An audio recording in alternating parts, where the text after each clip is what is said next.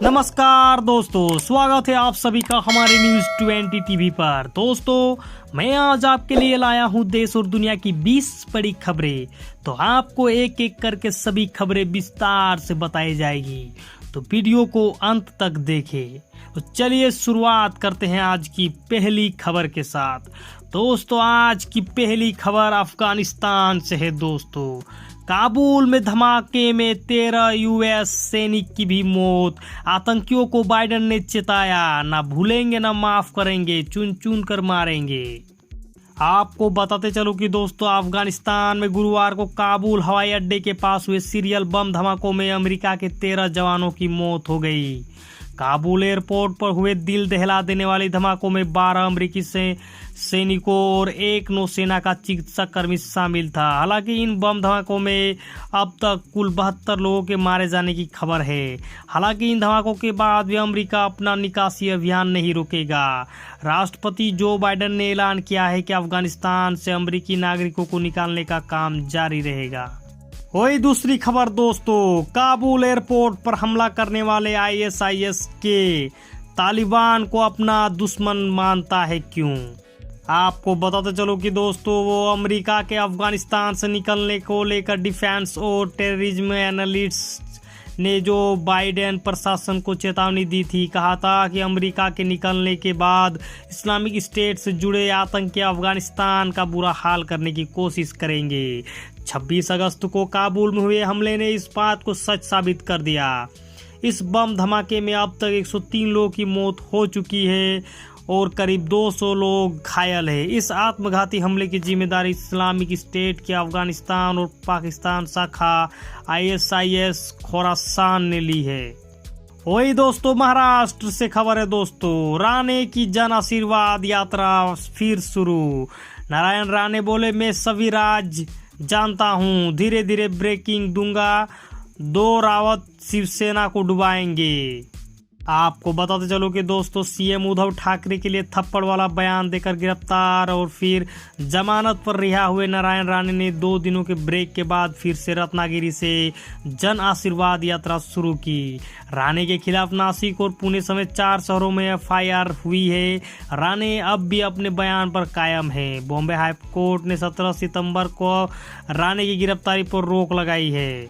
वही दोस्तों, पूर्व आईपीएस अफसर अमिताभ ठाकुर अरेस्ट। बीएसपी सांसद के साथ गलत जानकारी फैलाने का आरोप। आपको बताते चलो कि दोस्तों, उत्तर प्रदेश के पूर्व आईपीएस अधिकारी अमिताभ ठाकुर को उत्तर प्रदेश पुलिस ने गिरफ्तार कर लिया है। ठाकुर के खिलाफ सुप्रीम कोर्ट के बाहर आत्मदाह करने वाली महिला को आत्मदाह के लिए उकसाने का मामला दर्ज किया गया था।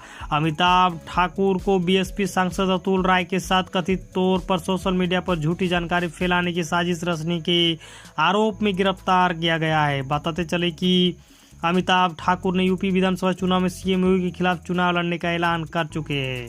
वही दोस्तों, तालिबान के कब्जे पर बोली पाक सेना। भारत ने भर दिया था अफगानिस्तानी नेताओं के दिमाग में जहर, अब कम होगा असर। आपको बताते चलो कि पाकिस्तानी सेना ने शुक्रवार को अफगानिस्तान को लेकर कई सवालों के जवाब दिए और तालिबान को लेकर अपनी रणनीति में भी बताई।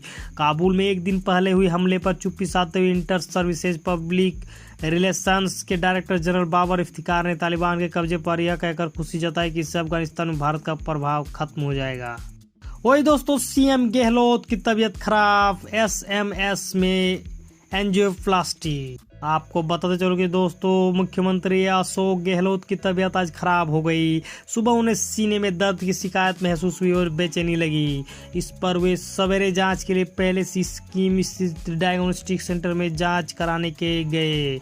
इसके बाद वे एसएमएस अस्पताल गए और वहां पर गहलोत ने कार्डिक और अन्य जांचें करवाई।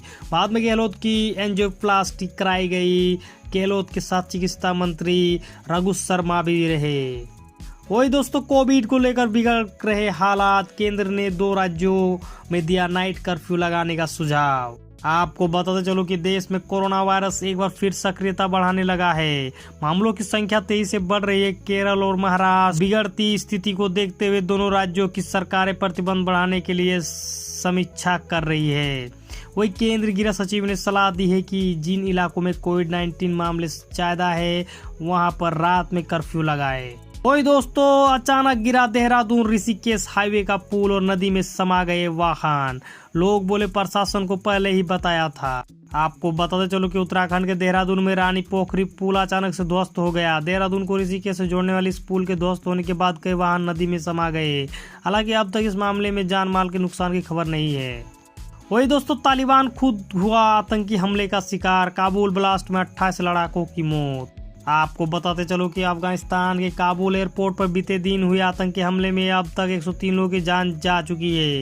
ये संख्या बढ़ती जा रही है। इस बीच बताया जा रहा है कि काबुल एयरपोर्ट ब्लास्ट में तालिबान के 28 लड़ाके भी मौत हो गई। न्यूज एजेंसी रॉयटर्स की रिपोर्ट में ऐसा दावा किया गया है। तालिबान ने भी इसकी पुष्टि कर दी है।